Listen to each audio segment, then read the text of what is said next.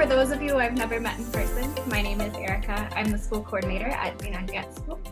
I also happen to be a choreographer who is sharing work with eARThing Production later this month. We have two special guests today. Addie Guenther and Rahila are both students at the University of Minnesota, but also part of the production team for eARThing Productions.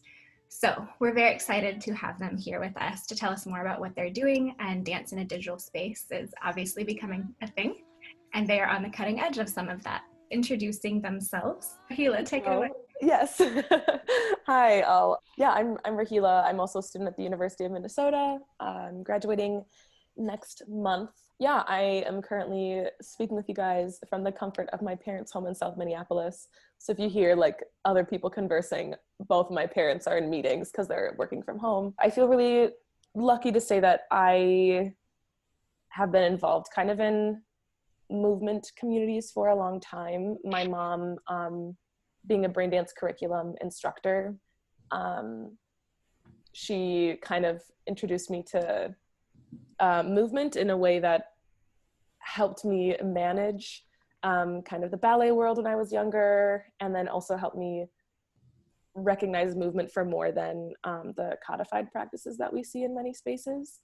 And that has also helped me look into dance pedagogy in a greater format, and then has helped me kind of stretch into different arts disciplines. Yeah, I danced with Threads Dance Project my freshman year of college, and I actually went on tour with them to Atlanta, Georgia, and we kind of went around for a little bit. I just finished a work performing at Controlled Burn, or 20% Productions Controlled Burn, at the Uptown Phoenix Theater with artists Jack Sullivan and Tori Breen.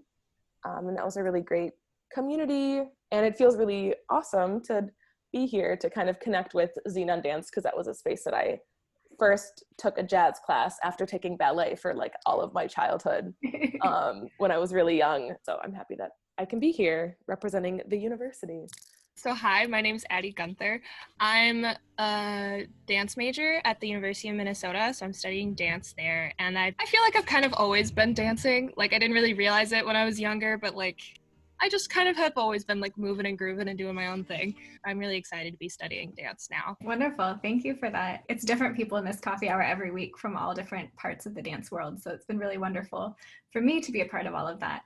I'd love to know a little bit more about your part in the production team, because I know there's more than just the two of you who are a part of eARThing. And if you could tell us a little bit more about the mission of eARThing and how you came to that as your goal. Addie, do you want to start us off? Yeah, so in eARThing Productions, I'm basically like, I've kind of hopped around for what I'm doing. It's kind of changed over time, but I think I've like mostly settled into what I'm doing now. I'm kind of like the team manager, making sure everything runs smoothly. But yeah, I guess first off, we should talk about what exactly eARThing is. So eARThing is a show that we came up with. There are 5 other people that we are working with in our class.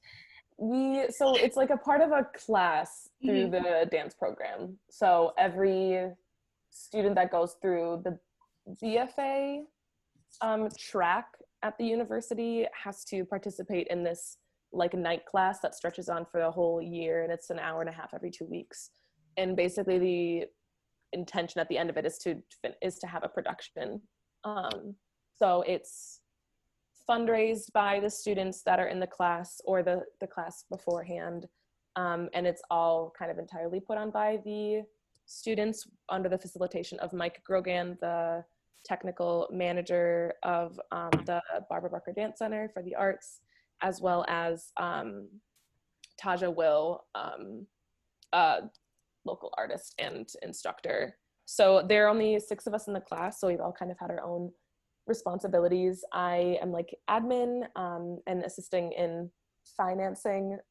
So we kind of all have these different responsibilities, but it's a kind of a community that we've had to create in the span of a whole year. And then we've also had to juggle different issues. So originally we had planned on hiring 10 artists that would put on a site-specific performance in the space of the Barbara Barker. And we had our mission has a focus on molding and embodying platform through the celebration of interdisciplinary art and thought for all, with the practice of conversation, exchanging knowledge, and sustainability. So we kind of sent out this big call list of artists who were scientists, artists who were like, had no experience with dance, artists that had only experience with dance, people that were collaborators, all over the community. Yeah, so we received a lot of applicants, and our show it's a balance of dance performances and visual art or like set pieces. So then April and March happened. Addie, do you want to share what our process was after that? Yeah, so we had a meeting like kind of right after we heard the announcement that we were going completely online, and the entire, like, university-wide, everything was going to be online. We weren't allowed back on campus. We couldn't do an in-person show. I feel like a lot of us were kind of hopeless. It was a very, like, just a new experience that none of us had ever really felt before, and it was definitely feeling a lot of, like, loss. And so what we did to, like, try and get out of that was we started brainstorming about, like, how could we possibly still have this show, because we had to produce something. It's a requirement of the class, and we wanted to produce something. And so we started talking about, like, oh, could we potentially do a live stream, maybe on Zoom, maybe something else?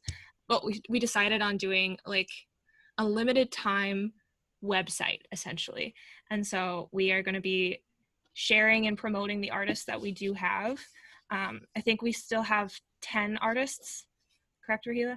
It's 9 now. 9. Yeah. Okay, so we still have 9 artists that are going to be working with us. And so it's kind of just going to be an online platform for us to help share their work. Yeah. And it was really helpful to actually have, I think, reflecting on it, to have our mission statement about like just being the sponsors of the work. Because in that time, what Addie said, like, we were all kind of hopeless. It was good to remind ourselves what our intention was, and that was just to be a platform for people to share work that is investigating either certain issues or is just trying to find a way to create work that has a new level of consciousness around restorative environmental justice. It felt really amazing to have all of the artists even the artist that isn't joining us again, to have a lot of excitement to participate and to still want to be involved in some way or another. We had a meeting with all the artists through Zoom to kind of reconnect, because we had like an orientation at the beginning when we could all meet in the same building. And it was just great to hear like how all of the artists are also, or many of the artists are also kind of dealing with navigating being at home. But it was awesome to see how many artists are still connecting to nature, which is what we are all attracted to, especially at this time. And it does show that, I mean, there's this quote that goes around right now about like how art is, or the way that we're using art right now is the exact reason why we need art and the exact reason why we need to support art. And I think the fact that people are also leaning towards spending time outside, really like actually doing activities that they haven't done because they now realize that they have time in their schedule, or they realize that they have the opportunity to make time in their schedule to be outside or be involved in some sort of way, really shows the importance of the work that we're doing. Earth Day is actually the day that our website is going to go live. It will not only have our promo video that Sophie Boisvert will be producing, it will also have it'll kind of have a program online, and then there'll also be a section on the page for selling artists' work or networking with these artists. So the intention of this website is not only to show the work that they've been doing, but show the work that they have been doing, and involving a greater opportunity to invest in these artists, either by purchasing their artwork or finding future opportunities to network and collaborate with them in the future. So I'm so elated to have the artists that we've had, including eARThing dancer Erica and Nancy Julia Hicks is my collaborator as well. Thank you. Yeah, Nancy Julia Hicks, who will also be doing work that will be represented on the website for 2 weeks. So it is it's going to be a free website, so anybody can access it. But because of this production process, we are also hoping that people would be able to buy like a $1 ticket upon their entrance on the website. So they would just purchase either $1 or more dollars, and all of that will go towards the fund that allows this to happen.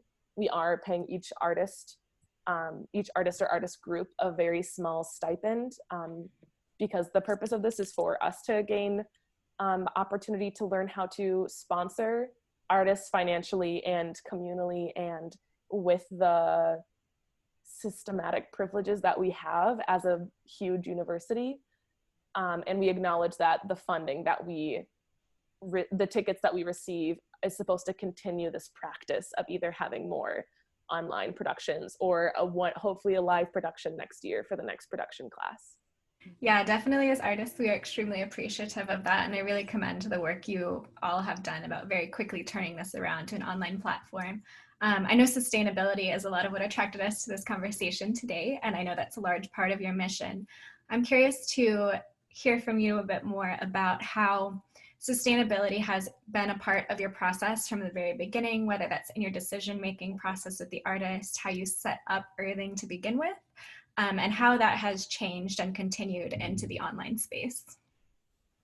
Yeah, we definitely, when we first started this last fall, we were talking about what kind of things would we want this show to be about, and I guess an overall theme of what we would like it to be. And we all kind of just decided on just kind of environmental ideas, and thinking about sustainability, how we can use art in order to promote those ideas.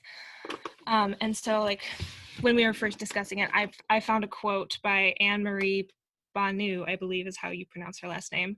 And she says, "We don't need a handful of people doing zero waste perfectly. We need millions of people doing it imperfectly." And I feel I don't know, for me, that quote is really powerful, because I feel you can never do anything perfectly. And I feel, as a new emerging artist who doesn't really know her place in the art world yet, that doing things imperfectly is okay. I can kind of jump off of that too. Yeah. A big conversation that we had with the help of Mike and Taja was to figure out how can you look at because we hear sustainability everywhere, and kind of environmental issues everywhere, and how can we actually make it a practice instead of discussing it. And this is during the time when Chief Waipi from Brazil was talking about environmental justice, and then Greta Thunberg was talking about social justice through environmental reform. That kind of helped us figure out that there are people that want to take these next steps. So how can we use our access as a university to focus on that? A lot of it just came down to how we talked about supplies, and how it'd be okay, we need these things. We're not going to buy anything. We're going to see what's at our house, what's at our parents' house. How can we limit our use, our financial use, but also our just to limit the amount of things that we purchase, because most environmental issues are from the result of capitalism and the things that we purchase. And that's also how we chose the artists too, was we tried to express an interest in not having anything be purchased, express that we wanted people to find costumes that they just had, or to really just look at what's within reach, because essentially we also discussed how everything that we need, we already have. So, and then we also chose artists that had intentions of using recycled materials, created things that we usually don't see, because the work is done with makeup that's old, or things that they've kept and stored, and have really attempted to have it be on the long run of recycled materials. Some people save their things for months at a time of just cans, and then they used it. So it really shows something as little as saving something for a long period of time creates a really beautiful process at the end. Tricky also to talk about sustainability when there have been cultures and histories where people have been practicing sustainability for a long time. So returning back and then also giving thanks to those practices that are still happening, and not just like a history lesson, that those practices are still happening. And we as a system of the University of Minnesota, which has created a lot of violence against Indigenous people, not just in Minnesota, but around the country, to make a new practice and kind of a regenerative one is hopefully some that we'll continue to have conversation about. How do we, that's something that I've been thinking about a little bit, like who do we appreciate or give thanks to when all of this work is online? And what's that relationship to, besides just like making a blanket statement at the beginning of a show? How do we make it more than just a word and more of a practice, since that's how we got into sustainability as like a mission and value for our company. Yeah, I love that. I think that's a really very important question to have right now. It's definitely something Nancy and I had in discussion, obviously, because of the site-specific work we're doing. But I think that's also an ongoing discussion that's being had in the dance community, especially in the Twin Cities, I've noticed. And I think that's a great conversation to have. I'm glad to hear you guys are considering that. One other question as well, somewhat around the thought of being online. Definitely eARThing Productions is coming from a production side. I'm curious, not just in the sustainability aspect, but also in the production of a live show. I know many of you who are in the production team are dancers. A lot of the artists incorporated in this show are dancers and choreographers as well. What differences have you found in production, what production means in a digital space versus a live performance? Has that changed for you at all during this process? Yeah, it's definitely changed a lot. From our last meeting specifically, we talked about the change in labor within our group, because a lot of the labor was more shared between us when it was going to be an in-show production. And so kind of talking about the equity within that, a lot of the labor got placed onto one individual, McKenna, who was our social media and online presence. And so since the website, we're using the same website that we developed for applications and information to do our actual show now.